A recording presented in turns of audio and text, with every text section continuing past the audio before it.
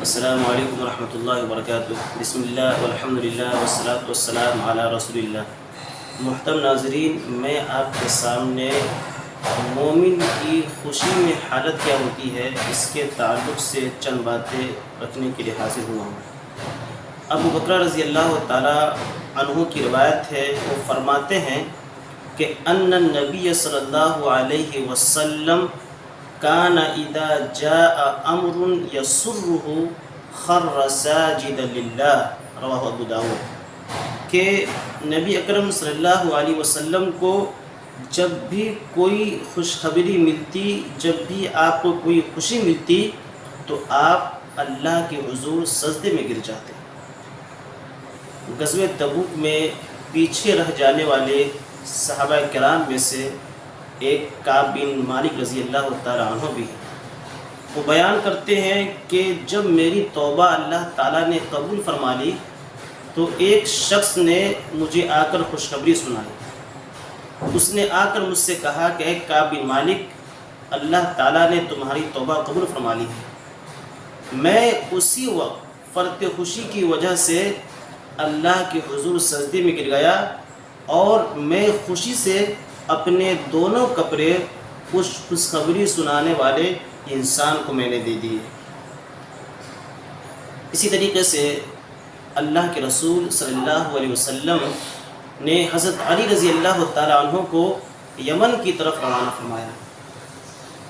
حضرت علی رضی اللہ تعالی عنہ وہاں جا کر اس کے اسلام قبول کرنے کی خوشخبری آپ کو خط کے ذریعے سناتے ہیں۔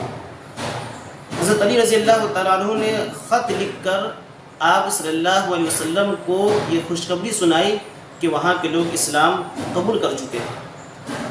قرأ رسول اللہ صلی اللہ علیہ وسلم الکتاب خر ساجدا شکرا للہ علی ذلک، کہ جب آپ صلی اللہ علیہ وسلم نے اس خط کو پڑھا تو آپ اللہ تعالیٰ کا شکر ادا کرنے کے لیے سجدے میں گر گئے۔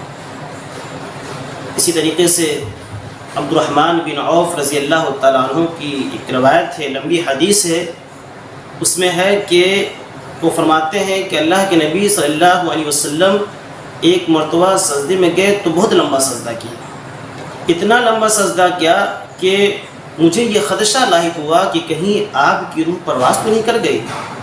اتنے میں آپ صلی اللہ علیہ وسلم اٹھتے ہیں اور فرماتے ہیں ان جبریل اتانی فبشرنی فسجدت للہ شکرا، کہ بلا شبہ جبرائیل علیہ السلام میرے پاس آئے اور انہوں نے مجھے یہ خوشخبری سنائی کہ جس نے آپ پر ایک مرتبہ درود بھیجا میں اس پر 10 مرتبہ رحمت بھیجوں گا۔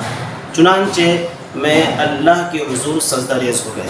خلاصہ یہ کہ ایک مومن خوشی کے موقع سے، خوشی کی حالت میں ناچتا گاتا نہیں ہے، شراب و کباب کی محفلیں قائم نہیں کرتا، بلکہ وہ اس خوشی کے ملتے ہی اللہ تعالیٰ کا شکر بجا لاتا ہے۔